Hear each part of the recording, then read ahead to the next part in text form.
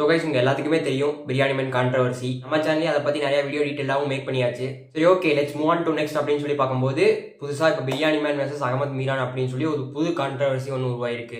இப்படி ஒரு ட்ரெண்டிங்கான டாபிக் இருக்கும்போது எல்லா யூடியூபர்ஸும் இதை பத்தி பேசுறது ரொம்ப வழக்கம். அதே மாதிரி தான் வந்து பாத்தீங்கன்னா அகமது மீரானும் வந்து நம்ம பிரியாணி மேனை பத்தி ஒரு வீடியோ வந்து பேசுறாரு.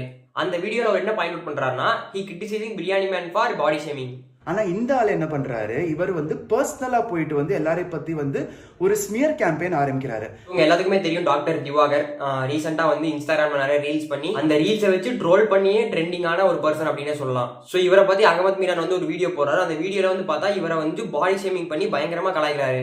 புதுசா ஒரு பைத்தியம் கிளம்பி இருக்கு. டாக்டர் திவாகர் என்ன டாக்டர்னு தெரியல, எத்தனை மணி டாக்டர்னு தெரியல. இந்த முத்தி போன முள்ளங்கி ஒரு பிசியோதெரபிஸ்ட் அப்படின்னு அதுவே சொல்லிக்குது. ஃபர்ஸ்ட் உங்க ஷர்ட் பட்டன் ஒழுங்கா போடுங்க, வயிறெல்லாம் பிதுங்கிட்டு வெளியில வருது, இல்லைன்னா ஒழுங்கா துப்பட்டாவது போடுங்க. இதே வந்து பாத்தீங்கன்னா அகமது மீரான் அகைன்ஸ்ட் நிறைய கான்ட்ரவர்சி எல்லாம் வந்து பேச ஆரம்பிச்சாங்க.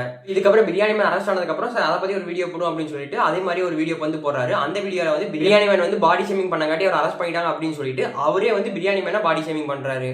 அந்த ஆள் மூஞ்ச பார்த்தாலே வந்து 4 நாள் நிறைய பேருக்கு வந்து தூக்கம் வராது, அப்படிப்பட்ட ஒரு பயங்கரமான மூஞ்சு. பட் அதை தாண்டி the way he speaks also is very irritating. That is also an honest truth. According to section 499 body shaming is a crime அப்படின்னு வந்து சொல்றாங்க. அதாவது ஒரு பர்சனை உடல் ரீதியா நம்ம கேலி செஞ்சோம்னா அதை வந்து சென்சிட்டிவா இருக்கிற பீப்புள்ஸ்க்கு சூசைட் பண்ற அளவுக்கு மனநிலை போயிடும் அப்படின்னு வந்து சொல்றாங்க. 2022 கணக்குப்படி பாத்தீங்கன்னா பாடி ஷேமிங்கால பாதிக்கப்பட்ட 74% ஆஃப் பீப்புள் வந்து கமிட்டட் சூசைட் அப்படின்னு வந்து ஒரு ஷாக்கிங்கான ரிசல்ட் வந்து நமக்கு தெரிய வருது. எத்தனையோ பேர் வந்து டாக்டர் திவாகரோட ஆக்டிங்கை வச்சு ட்ரோல் பண்ணிருக்காங்க. அதனாலதான் அவர் வந்து ஒரு ரீச் கிடைச்சது அப்படின்னு சொல்லலாம். ஆனா அகமது மீரான் பண்ணது பாடி ஷேமிங். ட்ரோல் வேற, பாடி ஷேமிங் வேற. அதே மாதிரி தான் பிரியாணி மேனுக்கு போட்ட வீடியோலையும் உங்களுக்கு ஒருத்தரோட கண்டென்ட் வந்து பிடிக்கலனா hurt the content not the person.